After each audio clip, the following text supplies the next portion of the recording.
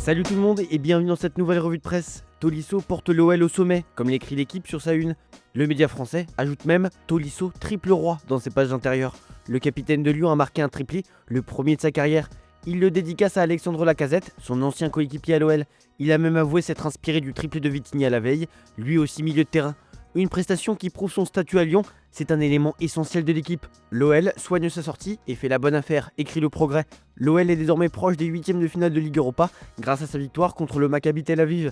6-0 face à une équipe israélienne décimée, un gros score qui permet à Lyon de gonfler sa différence de but. Après ce match, Lyon est premier du classement après 5 journées. Pour Nice, le calvaire continue, comme l'écrit Nice Matin. L'équipe parle même d'un cauchemar. Dernier du classement, que des défaites, 0 points. Nice a perdu 3-0 contre Porto, un but encaissé très rapidement à la 19e seconde. Franck Hayes ne veut pas abandonner ses joueurs et se dit prêt à se battre. Parlons aussi de la victoire écrasante 4-0 du LOSC contre le Dynamo Zagreb. Le club n'avait pas enchaîné 2 succès de suite depuis le 14 septembre. En Ligue Europa Conférence, c'est Noël avant l'heure à Strasbourg. Une victoire 2-1 face à Crystal Palace. C'est une victoire de prestige face à un club qui s'est montré compétitif en Première Ligue ces derniers temps. Une deuxième place pour Strasbourg au classement qui permet de rêver pour le 8e de finale. Dans ses colonnes, l'équipe consacre aussi une partie à Vitinha. Auteur d'un triplé contre Tottenham, il est devenu l'un des meilleurs milieux du monde et le métronome du PSG. Arrivé en 2022 dans l'anonymat et critiqué par les stars, il a totalement changé de dimension depuis l'arrivée de Luis Enrique qui a façonné son rôle. Aujourd'hui, il incarne une nouvelle génération de milieux, intelligent, mobile, créatif, capable d'accélérer le jeu et de marquer. Sa régularité, son activité folle et sa capacité à rendre l'équipe meilleure en font une pièce essentielle du PSG. Vitinha s'est rapidement rapproché du sommet dans la hiérarchie des milieux du PSG. Sans comparer les numéros 10, son profil polyvalent le place aux côtés des grands relayeurs comme Guérin, Matuidi, Mota ou encore Verratti. Mais là où Verratti manquait d'efficacité, Vitinha brille dans les 30 derniers mètres. À 25 ans, difficile de le classer définitivement, mais s'il dépasse déjà Verratti sur l'impact offensif, peu de milieux peuvent encore le devancer dans l'histoire du club. On termine avec Karim Benzema. Après avoir relancé le débat sur un retour en bleu, Benzema continue d'alimenter les théories via des messages subliminaux sur son compte Instagram. Il a ainsi posté une photo en story en équipe de France aux côtés de Franck Ribéry et Nicolas Anelka, le tout avec une musique du rappeur Rof, la fierté des nôtres. On part en Espagne avec Hansi Flick qui a déjà préparé sa liste pour le Père Noël. Mundo Deportivo parle des demandes du coach espagnol au FC Barcelone. Flick et la direction du Barça ont défini 3 priorités pour l'été. Un défenseur central gaucher, un ailier polyvalent et un nouvel avant-centre pour préparer l'après Lewandowski.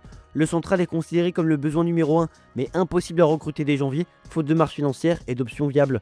Plusieurs profils sont suivis, Ignacio, Murillo, Schlotterberg, Benedetti et Gueye. Parce que oui, le Barça traverse une crise structurelle en défense centrale avec Araujo et Cubarsí en difficulté et les blessures de Christensen. Le départ d'Inigo Martinez pèse lourd, laissant un vide difficile à compenser. L'équipe a encaissé 25 buts en 18 matchs, ce qui reflète l'urgence d'un remaniement du poste. Devant, Julián Alvarez séduit, mais sera difficile à sortir de l'Atlético, ce qui renforce la piste Harry Kane, plus accessible avec sa clause. Enfin, le club étudie l'option Rashford à 30 millions d'euros, tout en anticipant un possible départ de Rafinha, toujours courtisé par l'Arabie Saoudite. Le Barça est encore marqué par la lourde défaite à Chelsea et Ronald Araujo, expulsé avant la mi-temps, en est sorti très affecté. Mais dès le retour à l'entraînement, tout le vestiaire s'est mobilisé pour le soutenir, conscient de son rôle de leader et de pilier émotionnel. Araujo, habituellement celui qui aide les autres dans les moments difficiles, a cette fois été porté par le groupe, y compris par Flick. Déterminé, il lui a vu de prouver qu'il peut revenir à son meilleur niveau. Pour l'effectif, malgré son erreur, Araujo reste le profil défensif indispensable dans ce type de grand match. Dans Sport, on parle aussi d'un manque. Pedri, on a besoin de toi. Placard Sport. Le milieu est de retour à l'entraînement avec le Barça après sa blessure au biceps de la jambe gauche et pourrait faire ses débuts contre Alaves, voire titularisé face à l'Atlético. Son retour est un soulagement pour Hansi Flick qui avait ressenti l'impact de son absence sur la gestion du jeu et la créativité de son équipe. Mais la joie est atténuée par la blessure du Fermin Lopez, contraint à 2 semaines d'absence à cause d'un souci au solaire. Fermin, indispensable depuis la blessure de Pedri, manquera donc plusieurs matchs clés.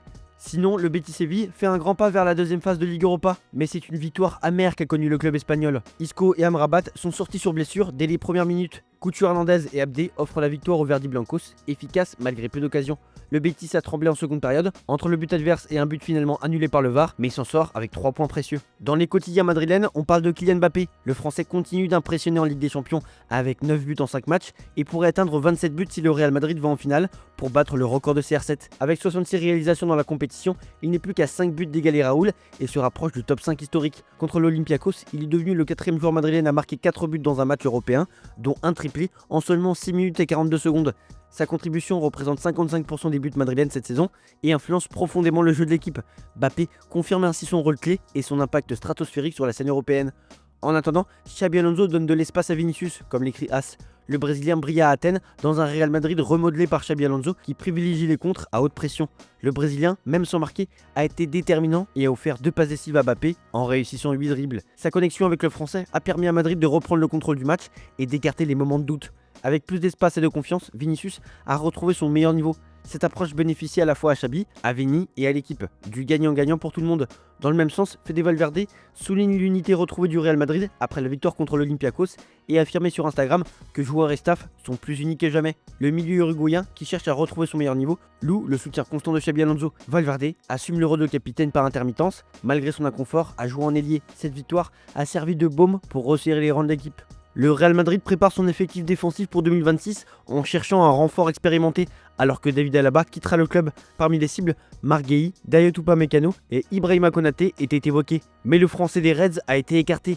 Upamecano reste la priorité avec un accord verbal possible, tandis que Rudiger pourrait prolonger d'une saison. Konaté, malgré son intérêt pour Madrid, ne suscite aucun enthousiasme chez les merengues. Cette décision ferme une porte défenseur français, fragilisé par ses performances récentes. On prend la direction de l'Angleterre avec toujours la même panique autour de Liverpool. Liverpool traverse une période très difficile avec 9 défaites sur ses 12 derniers matchs et Arne Slot est sous pression après les revers à Anfield contre Nottingham Forest et le PSV Eindhoven. Malgré les critiques des supporters, Slot conserve le soutien de la direction qui privilégie la stabilité et souhaite lui donner le temps de redresser la situation. Slot doit maintenant inverser la tendance rapidement, surtout avec les importantes dépenses estivales et la menace de manquer la Ligue des Champions. La direction garde la foi, mais la marge de manœuvre est limitée et des décisions drastiques suivront si les résultats ne s'améliorent pas. De son côté, Curtis Jones a résumé la situation de Liverpool sans filtre. L'équipe manque de force, de vitesse et d'agressivité physique, et cela se voit sur le terrain. Les stars comme Salah, Wirtz et Isaac peinent à suivre le rythme et à se couvrir mutuellement, ce qui a coûté cher contre le PSV Eindhoven. Même avec des statistiques individuelles correctes, Liverpool a montré des failles cruciales dans les moments décisifs. Dans le Daily Mail, on parle de Daniel Malen qui a brillé avec 2 buts et le titre de joueur du match. Mais la victoire d'Aston Villa en Ligue Europa a été éclipsée par le comportement violent d'environ 1200 supporters suisses. Les fans des Young Boys ont lancé des projectiles sur le terrain et sur Malen, ce qui a provoqué un retard et l'intervention massive de la police anti-émeute. Les entraîneurs des 2 équipes ont condamné les incidents, soulignant que personne ne profite de ce chaos. Le Mirror a même catalogué les fans suisses de personnes stupides. On termine cette revue de presse avec l'Italie. La Roma a remporté une victoire 2-1 contre Midtjylland. On a vu un football offensif riche, avec des attaques profondes sous la direction de Gasperini. El Ainaoui et Al Sharawi ont marqué les buts, tandis que Paulinho a réduit l'écart en fin de match, mais sans jamais menacer le résultat. Le classement s'améliore, la Roma se rapproche du top 8. Il pourra compter sur une rotation importante avant les prochains matchs. Bologne a dominé Salzbourg 4-1 en Ligue Europa et décroche sa première victoire à domicile et 3 points précieux qui relancent le club dans la course au top 8. L'équipe a su gérer l'avancée autrichienne et exploiter les espaces pour marquer rapidement après la pause.